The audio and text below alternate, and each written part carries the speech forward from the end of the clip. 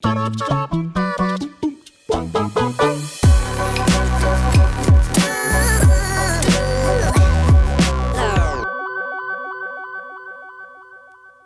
everybody, welcome to WhatCulture Gaming. I'm Scott, joined by Jules. Hey! Joined by Josh. Hello! Joined by Rich. Hello! That was not the order I was supposed to introduce people in, but it is fine. He warned us before that he was going to go from left to right. He just went rogue.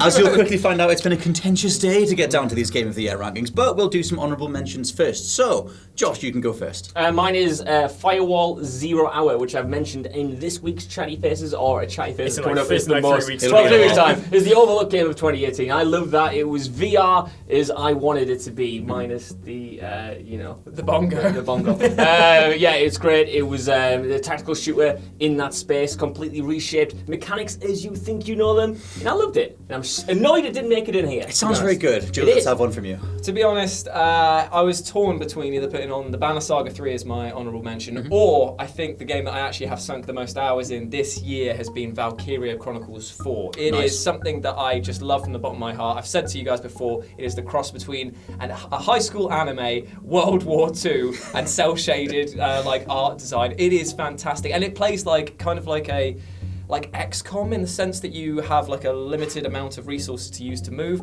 but you actually control the person each turn. You get to shoot and aim and stuff like that. It's bellissimo. Best of both worlds. The beauty thing is that I've heard you talk about this game. I've watched your review of this game. I've read your review of this game.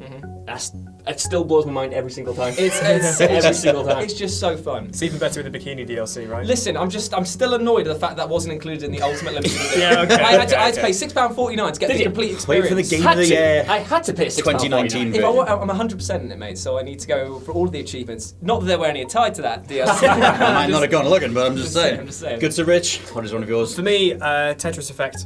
Yeah. Which has been very overlooked simply because it's a Tetris game and people just go in thinking it's another Tetris game, who cares? The last one they did was dreadful, but this is one of the most sensual, visual, audible, auditory experiences you can have in gaming this year. So. It feels like one of the most relaxing but stressful games to play because the sound design is a lot. phenomenally It's interesting because when it's nice and slow and it's very easy and you've got loads of time to work out where you're going to put the blocks, it's a lovely time. And then all of a sudden it goes, oh my god, everything's going really quickly. And I do have one point to say about this. Of course it is your favourite game because it's about order and things fitting in line and exactly where they go. And editing. This man spends most of his time chatting to James Heppel, who's another editor here, about how to organise cables in his PC. So of course this is the game. Having seen them, Rich's array of cable ties are immaculately well put together. So the one time you had to remove one, I felt sorry for you having to cut through them.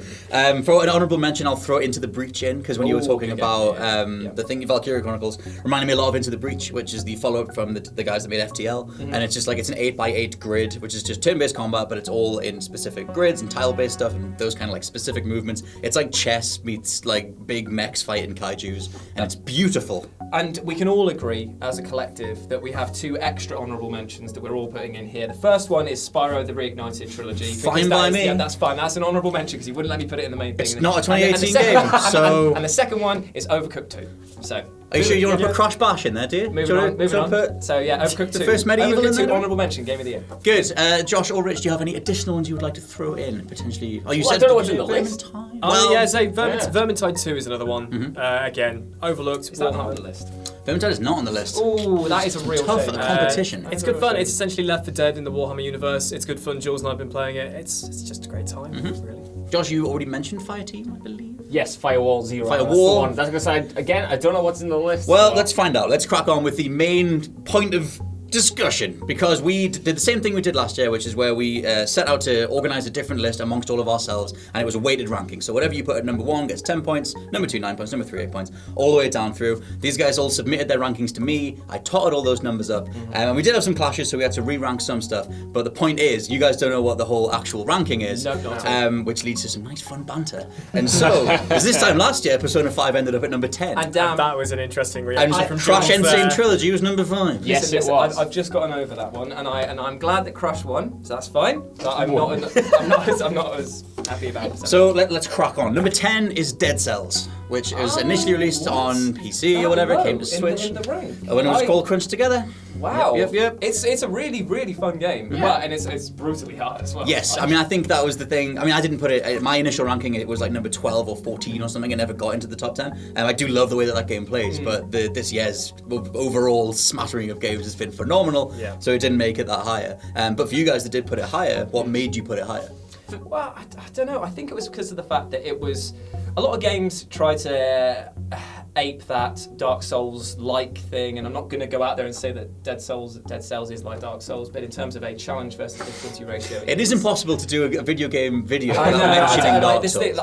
I keep doing it. All I want to say is that it was an incredibly challenging and rewarding experience, and yes. I usually associate that with Bloodborne and Blood Souls series, as it were. I think the zone you can get into with that game is lush. Like it gets to the point where you're so symbiotically connected to your character that you're just dropping traps and sliding into guys and hacking them to death and moving on to the next area. I think it's too hard for its own good sometimes. I think that the game mechanics play in its favour up to a certain point, and then it becomes one of those things like when you're doing the Batman Arkham challenges and you're tasked to use every single gadget in a single combat. It's one of those things where it's like, I shouldn't have to use everything to get through this. It should allow me the creativity to approach these situations however I want. Yeah, and I think because it's a roguelike as well, sometimes you can just bank like 40, 45, 50 minutes into it and not get anything in return because you just lose. I mean, the amount of play sessions that I've gone through have just been like, cool, I actually unlocked nothing new because I've just basically gotten back to where I was.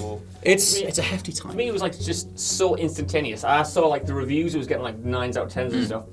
And then we played it on the live stream. Yeah. And I was like, I need to buy this game right now. This is just, it had something, just that pick up and play mentality of it. And yeah, you could go on for like 50 minutes and lose a lot of, well, not lose a lot of progress, but not make a lot of progress. But that was fine because I usually played it in short stints anyway. Whereas I think that's the best way. I was just like, fine, okay, if I was invested in it for like, played it for like 7 hours at this time, I might have, like this guy obviously did. So it might have sort of lost its charm, but it was there when I needed it, in a way. It was there in between other games in a way, and it always scratched an itch that I needed scratching. I think it's a perfect Switch game in that regard. Like, you can drop in, drop out, it works totally that way. Number 9 is Monster Hunter World.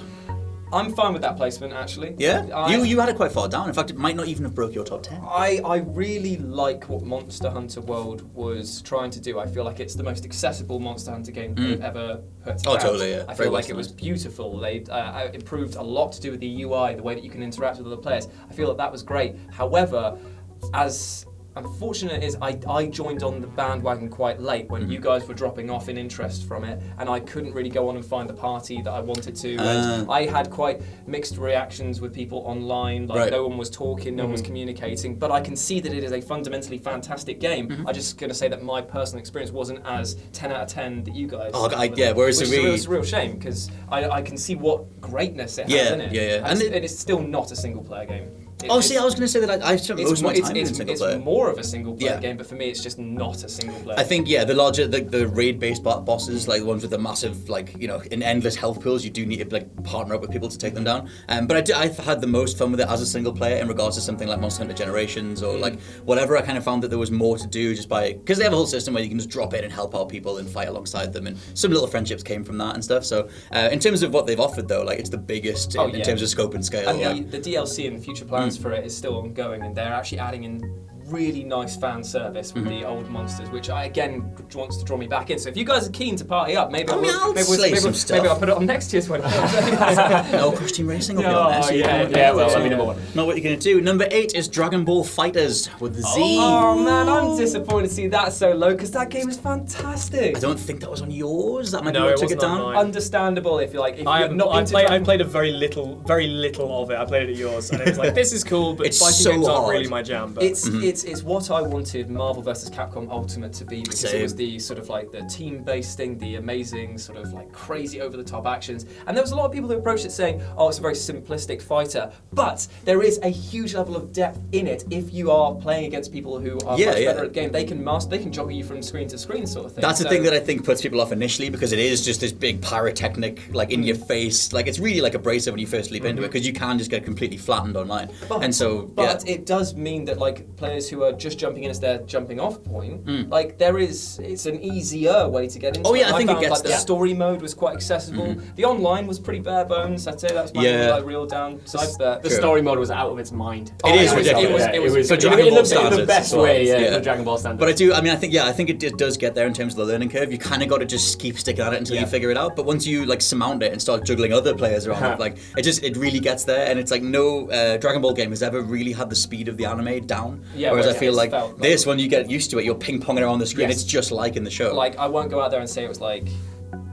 I won't say it's better than, like, Budokai 3, which is like the standard, the industry standard for like the best Dragon Ball Z fighting game. But what I'd say is for the newer generation getting into it, this is a great stepping stone. Yeah, I think that, especially considering its Arc system works and it looks 2D, but it's actually rendered in 3D, which lets them do a lot of great looking stuff. Yeah, it is gorgeous. Which I'm a big fan of. Number 7 is Pokemon Let's Go.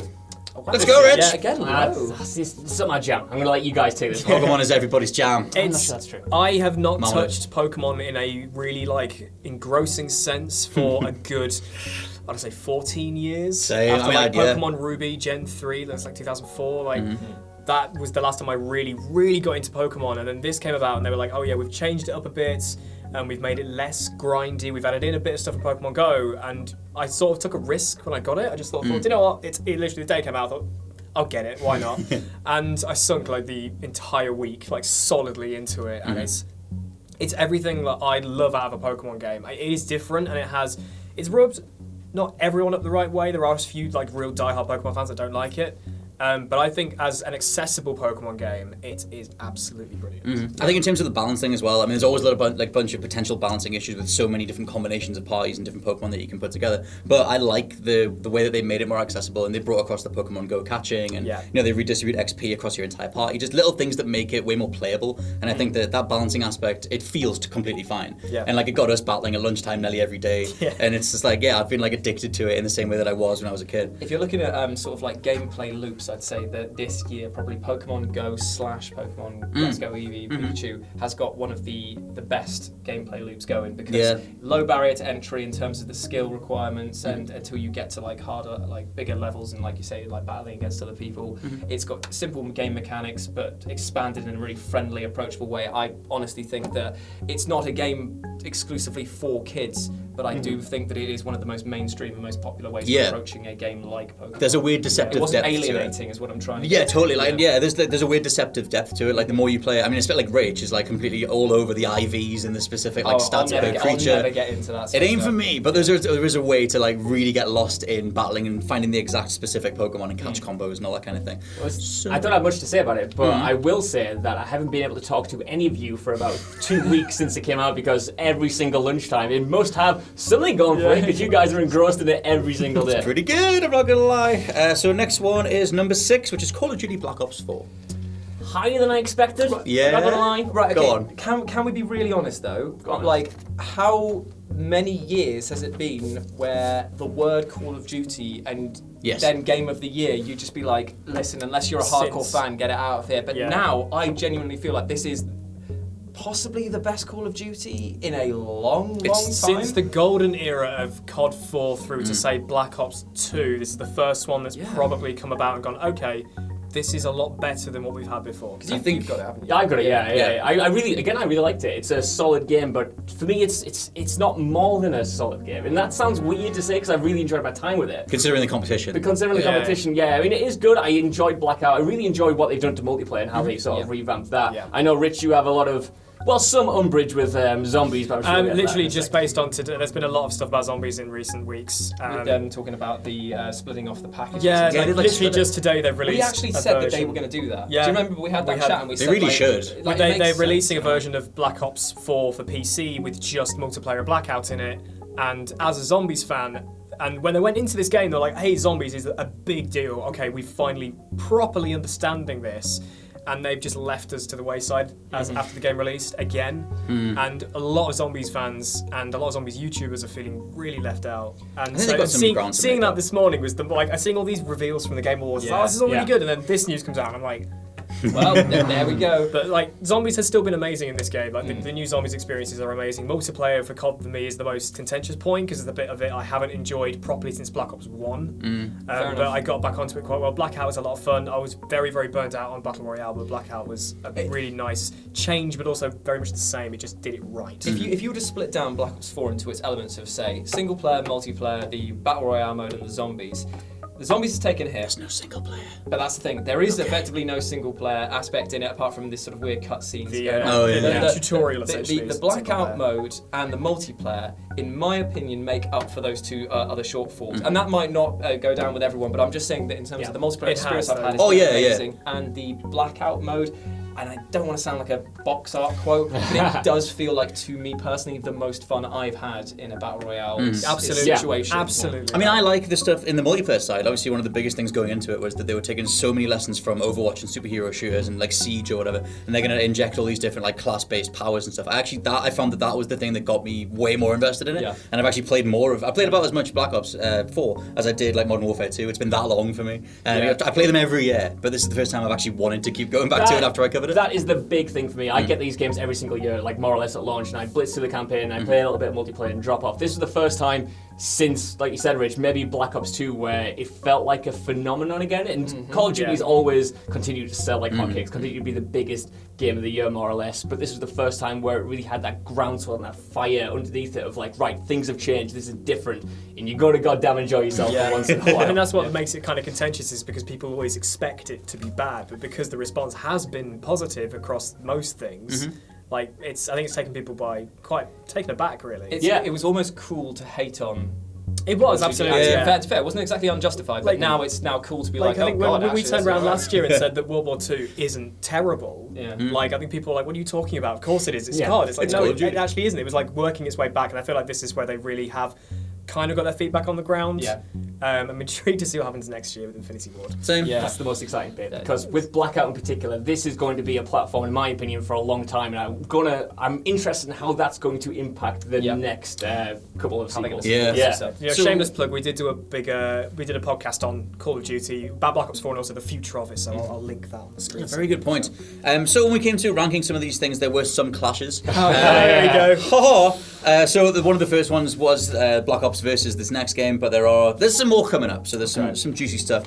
So when we pitted Black Ops 4, it went up against the Return of the Obra Dinn, which is in at number 5. Now, Obra Dinn is the follow-up in terms of who's made it, from the guy that made Papers, Please, which is Lucas Pope. Return of the Obra Dinn is a murder mystery, supernatural murder mystery set on a pirate ship, where you basically just get this big tome, this big book that says at the beginning, hey, if you complete everything inside this book, you'll understand everything. And you set about investigating corpses, seeing who died, seeing who's related to who, what went wrong, and why is the vessel all completely at the bottom of the sea. It's fantastic. I love it. When we come to talk about video game visuals, you look at something like God of War and you think, oh my god, this thing's stunning. You look at Red Dead, you think, oh my god, this is stunning. You look at the abstract nature of Tetris Effect, it's stunning. And then you look at this, and it's probably, weirdly to say, probably the best looking game I've probably ever seen. It's most unique. It's got an original style, but it looks like an Apple II game. I look at it and think this is a Game Boy camera in 3D. The weird thing is, if you were to go and speak to somebody about it and be like, okay, I've got this like murder mystery style thing on the boat, blah blah blah, they'd be like, oh wow, okay, cool. What sort of visuals are we going to get for it? You're thinking like skull and bones. Stuff. And no, it's just like, no, it's going to look like it's been run through a Game Boy emulator. Yeah, like that's the best thing ever. The weird thing, I didn't know I wanted that. Yeah, the weird thing is that like the graphical style is extremely old school. It's got this whole like checkerboard thingy going on, but the animation is extremely fluid. It plays like a modern game, but it has this really running through a insane, retro filter. And in terms of the way that the game comes together, like it rewards you when you start reading through the book. You can basically say you come across a body and you point your little supernatural compass at them, and you find out that they were shot or whatever. And then like someone when you're listening back to that memory might scream someone else's name or something, and you kind of go, okay, that's that person. That means they were there at this point, and the game just flashes up and says, okay, this connects to this. You figure this out. Here's what this means, and like you just piece it together in this really good, fluid kind of way. I don't know how he does it, but similar to Papers, Please being horrendously engrossing. managed to do it again with this, the game where you need to have a book on screen and a book in front of you to get your head around. Literally like thing. a ship manifest that you're going through one by one and be like, okay, like line this person off. That's this person in this photo. Okay, like there's a lot to it. I think what it reminded me of in a bizarre way. It reminded me a lot of the Ace Attorney games. Yeah, a little bit. Because of the whole thing of collecting evidence, going and exploring, and then going and connecting the dots, and that satisfaction that you get from just being like, this makes sense now. Yeah. And it's that thing of like, sometimes puzzles don't need to be a case of moving the block in and doing this thing. It needs to be a mental moving of the blocks, and it just be like, oh, that's why that happened. I always thought one of the most overlooked series is the newest Sherlock Holmes games. The last one wasn't great, but Crimes and Punishments had you solving crimes, and you would zoom into inside Sherlock's mind, and it would represent the synaptic connections. They were doing a mind palace. Totally. And it's like, he'll be like, oh, like gun was fired, therefore it can be this, and you would connect it all together, and then he would deduce something, and you would go forward. And I loved that. I thought like murder mystery stuff doesn't get done enough in gaming. And was that released this year? No, it was not released this year. I do remember that being Spyro. Next year. Yeah, maybe next year. But so okay, this is when we get into really contentious territory. But we did reach a result eventually. It just took most of the morning. So number 4 is God of War. Fine with that. Not fine with that, but it is also fine. I'm absolutely fine with that. So this is the one that Jules didn't have on his top 10, which skewed the fuck out of everything. Right, okay, the reason why I didn't have this on my list is the fact I look at it and I think this game looks amazing, like it's an action, like with a very, very heavy story. It's a thing. But there's something about it that I find quite distancing, and I don't know what it is, and I want to really love it, but I can only say I like it. It's obviously, it's never going to be for everybody. I mean, the thing is as well, if you didn't grow up with the trilogy, they're asking you to kind of come with it with a certain level of baggage or a certain amount of baggage, because a lot of the reason that this thing works is because it is a commentary on the original trilogy and how much those games are really over the top. He was ripping everybody in half, and how now he just is broken and he doesn't have anything to give anymore. And I think that's why it is like transcendently amazing, because it is this thing that says, hey, all these escapist tools you had when you were growing up, it's time to grow up. Yeah. And the way that they redraw and recontextualize Kratos is just phenomenal. Do not get me wrong though, I do not in any way think this is a bad game. I don't even think that this is a less than average game. I know that it is a phenomenal game. It just isn't ticking the boxes for me personally as a thing to draw me into it. It was the same feeling I got when I finally sat down and played like Shadow of the Colossus. Like I was like, I know what everyone says about this game and I know why it's fantastic, and I got through the game and I was like, yep, it's good. I've ticked Are we bonded in thinking Shadow of the Colossus is not all that? No, it is fantastic. It's just one of those things where I would, as soon as I finished it, I just was like, cool, that's I mean, to be honest, that was a remake this year. What a double hitter of hate we're going to get. God of War number 4, Scott hates Shadow of the Colossus. Let's stick to the things that are relating to this list. Josh, God of War, what do you think? I'm with you both. I'm with you in the fact that it's bloody good and one of the best games of the year. I think I had it at number 3. It was my number 1. Might even be my number 2. Yes. Yeah, it's great. The way they sort of play with the tropes of video games and the past history of God of War is genuinely amazing, and the way it pushes the medium forward is great. The idea of it all being one shot is both visually and thematically so resonant, and the combat is excellent. Of course, yeah. But I'm kind of with Jules in a way that I wanted the story to grip me more. The story was interesting and engrossing, and it was a fun adventure to follow in the relationship between Kratos and Boy was really genuinely emotional at times. But maybe it's because I didn't have the connection to the series that you did, that not everything hit as hard as what I'm hoping is the next game on this list. I'll get there in a sec, but just to quickly address that level, like that sort of way, because it is weird how much it works on completely different levels. Because like for me at the beginning, when he goes to pick up the tree to help bury or burn his partner, and his the bandages fall off his arm, that was enough for me to be like, oh god, that really gets me, because he's trying to hide himself and he's trying to move forward, and it's just those little things that I think that they, because it's the same studio that grew up, created those games in sequence, that they're like, well, we know where we kind of went wrong, or we know what kind of messaging we had in the old games, and we kind of want to address it. And I thought that they did it in such a like mature way. Yeah. Also, Cory Barlog is an absolute G. He's the creative director on the project. A bit of a legend.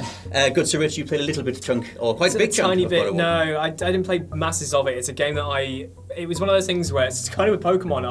I had like, it was like the Amazon open or PlayStation Store open. I was there like hovering over the buy button, thinking, I don't know whether I really want to. I look. Yeah, I just went straight on the store. You did.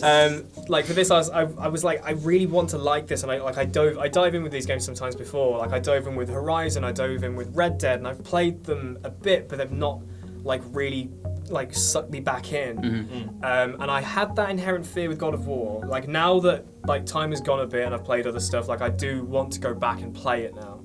But it still made it into my ranking because of the impact it's had, because I know how big of a deal it is. You know, I can see, because I'll be going in the same way as you, Josh, who didn't play the older games, going in completely blind. So I'll have the same, hopefully have the same experience with it that you did, but I'll still be able to appreciate the experience that you had with it. So I'm looking forward to it. I really want to play it, and I would never not put it on a top 10 of the year, because I know how much of a big deal it has been.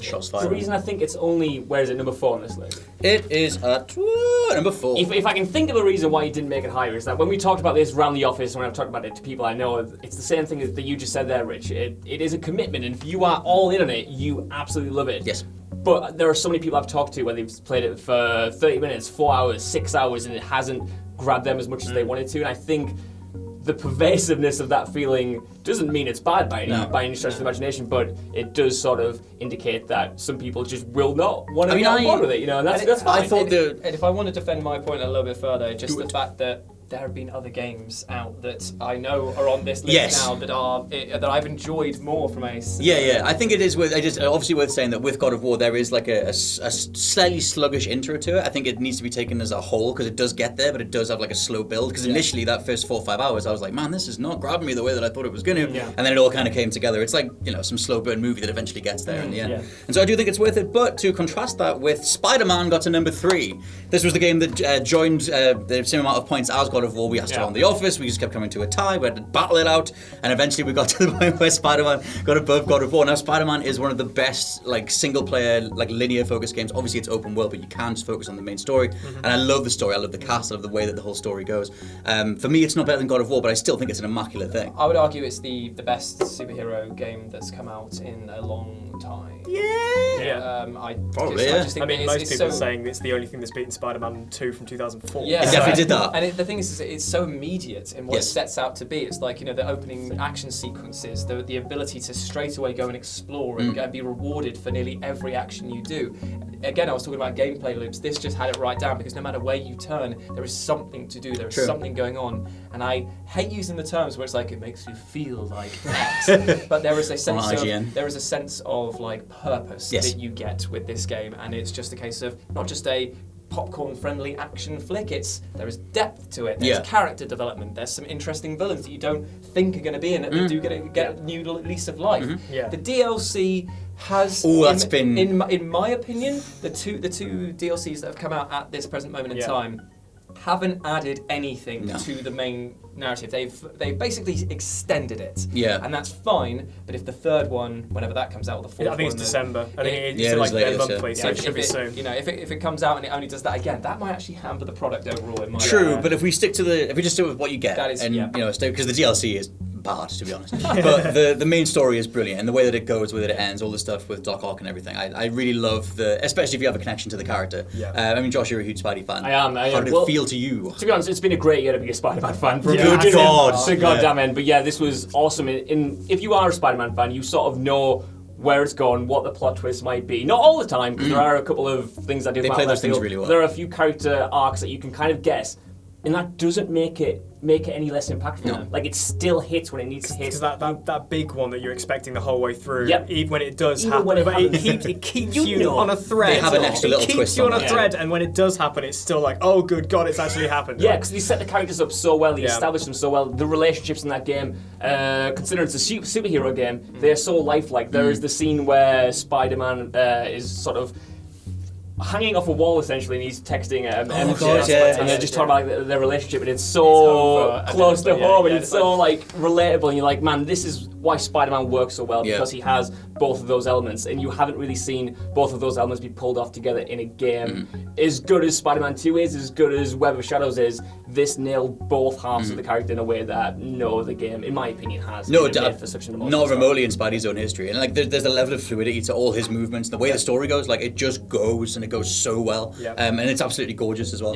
Because of all the games that I bought a 4K TV for, this is one of the ones that actually makes it look really good. All the other ones, it's like, well, for Spider-Man, for me, like the reason why I put it above God of War is because of the draw it has. It is because, like I said, coming into God of War without any idea about any of the old games, it's kind of but everybody knows Spider-Man. Like this has got such a big draw to it. Hence the reason why it broke so many records when it came out. It was like, oh yeah, God of War did really well, but then Spider-Man came along and completely blew it out of the water.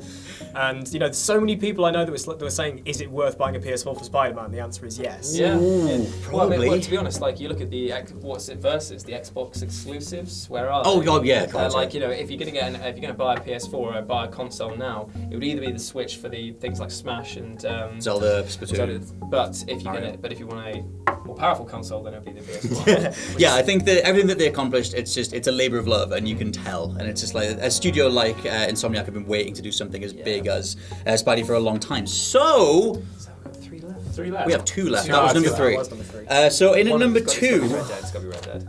Is Celeste.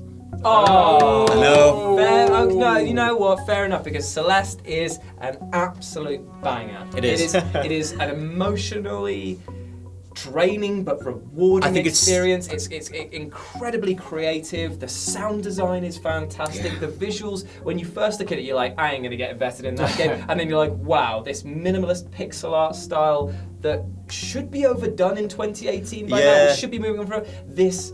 Exemplifies why it sticks around. I think the lead designer, Matt Thorson, I think he's called, was the guy that did the one with the arrows where you fire the arrows around everywhere. I forget the name of it. Tomb Raider. No! He did a thing, and basically he got used to like a sense of momentum in a certain physics model that was in that, and that allows Madeline inside Celeste to move with a certain amount of weight and kick off walls and stuff. But the way that they tie the gameplay mechanics to her mental state, and how the whole thing is about overcoming like depression, anxiety, negative mental states, like negative headspaces, like learning to harness the evil or the bad thoughts and bring them under control, and that overall strengthens you, is the best message to be at the heart of nigh on anything. But I think the way that they make you play through that thing, when it got towards the end, and you're climbing the mountain, like not to give like full spoilers, but when you finally get to the point where you're really making a go of it and you're climbing the mountain together, like that was such an emotional like core feeling that I had, that for me I was tied for that as Game of the Year with God of War for most of the year, because I think Celeste is exemplary in its twinning of script with gameplay. I feel like tonally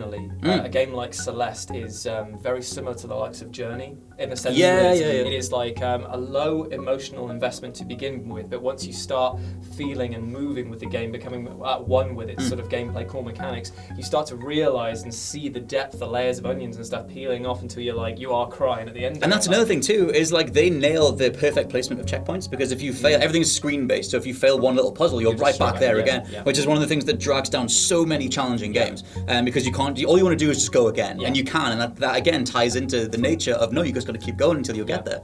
And so I absolutely adore Celeste. And I mean, if we talk about the Game Awards, which will be coverage of that everywhere, it did win Best Indie Game, and it won Best Game for Change. And it was nominated for Game of the Year, which yes, is exactly. quite So a big deal. It's still got like a smattering of positivity all around it. So I don't think I'd put it as high as you guys. I think it was 4th on my list. Maybe I still loved it, and I'm going to explain to you why, Scott Tilford, right now. It didn't hit the high points for me. God of War, Spidey, Red Dead Redemption 2 hit higher highs, but as a consistent, cohesive experience, I will not get a better one of those this year than Celeste. Like from the start to the finish, it was so solid and everything came together so well that I have a fond memory of doing that in 2 sittings one weekend. It was just so good. And like you said, it's very resonant, it's very emotionally driven, and it does have a sort of low barrier for entry, like Jules said. It really, you're just like, I'm not really, this is fine, it's going to be fine. And then you're like, this isn't fine. I'm really sad, and I've found out a lot about myself that I didn't know at the start of this experience, but it's really good. I think, and just to quickly touch on the music side of it, like they have a really gorgeous score for it. Like a melody that kind of comes in and is its main theme. That I kind of didn't realize how much it was in me until they started playing it at the Game Awards. And I was like, oh god, I'm right back there with her, I'm climbing the mountain again.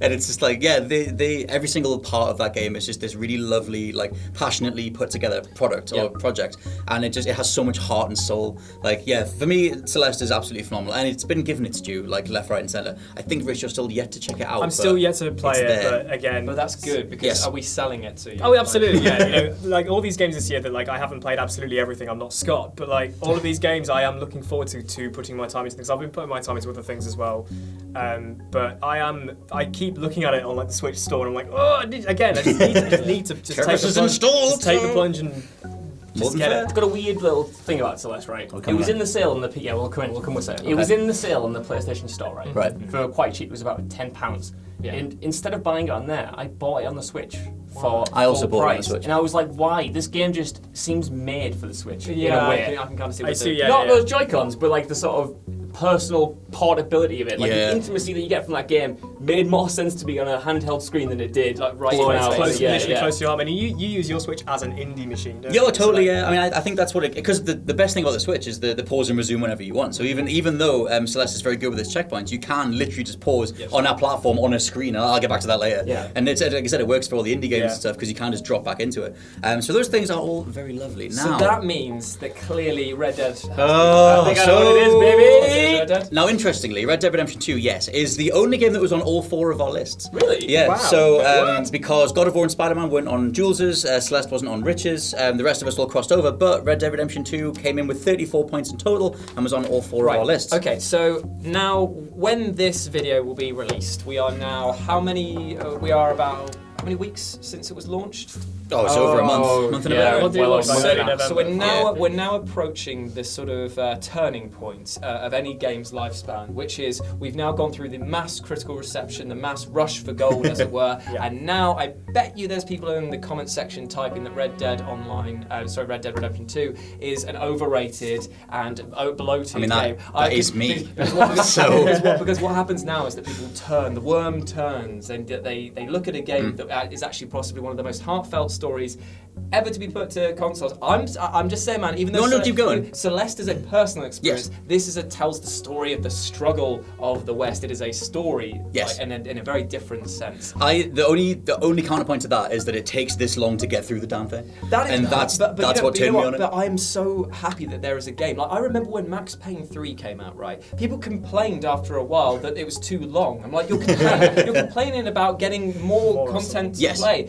There are missions in there that feel like filler, but the story of Arthur Morgan, what happens to him and what happens after his time is fantastic. Yes. In my opinion. I'm with you. I mean, look, 100% with you. And I love living rough as a cowboy. I love doing the drudgery. I can't tell you why I did, because on paper, I shouldn't be liking this. I shouldn't be thinking, oh, I'm going to go take these sticks to the other side of the camp. It does nothing. It does nothing. But for some reason, it hooks me so deep. That And I the felt thing really is, like, invested in it. I'm 110% with you. I think that what they achieve, like, that's the thing. The thing that I absolutely adore about Red Dead, because I don't think it's overrated. I just think that there's a bunch of elements that do need to be addressed in terms of the gameplay. There's some things that aren't perfect, but it doesn't matter. The things that they do achieve, I love the way that they portray little pockets of humanity strewn across the Wild West. Yeah. And that you go through all this horrible stuff, all these, like, gunfights and taking out the grain and looking after the camp, just so that you can get one scene where everyone's just hanging out and having a good time and drinking together. You said that the time that it all connected for you was when they started drinking and First singing. campfire, the first Yeah. campfire Yeah. scene, because then you realise what it's all for, and they repeat that same beat in the epilogue. It takes ages to get there, but when you finally build that house, you do. Stand spoilers. It does have that same impact, and so what they've achieved, like, it is an unprecedented level of scope and scale and resources, but it is all in favour of making you think something about your agency in that world, which I get why it wins the best narrative and stuff. For me, it's not as tight as it could be, but I do love what they offer, and that it's a feeling unlike anything else. Because which other game are you going to do side missions like this? It is not a perfect game, and I actually resent any sort of publication, ourselves included, if we give any game 5 stars or 10 out of 10, there is no such thing as a perfect game. We've given a lot of games 5 stars. But it can always be improved. It can be a perfect game for what it is, but there is no such thing as a perfect thing. I know, but because once you achieve This is a that, different debate for a different time. I know it is, but it's just like you shouldn't like. I'm just saying. I know what you mean. Just because it's game of the year does not mean it's perfect. Yes, true. Yes, True. fair enough. The thing I'm still trying to rack my brain over is how Arthur Morgan is one of the best characters of the generation. Can we all agree? I would definitely agree. Scott won't agree. It didn't land with me, but sure. Right, okay. The thing that constantly grabs me, that I keep trying to understand, is how my Arthur Morgan can be on the same journey as all your Arthur Morgans and yet still be mine. Yeah. And not only in the way he looks, because somehow like the hair in this game is excellent and my guy can look completely different to your guy, but in like the journey through this game is individual and yet shared in they are both really powerful parts, and I don't know how they did it. To be honest, I don't know how they did it. There are so many moving cogs, moving parts to this whole thing, but you feel it every step of the way. Like you feel like you're kind of affecting this massive like clockwork mechanism that you're sort of poking and prodding through, and you do find your own agency in that. My thing is that you find your agency by realizing that you actually have no.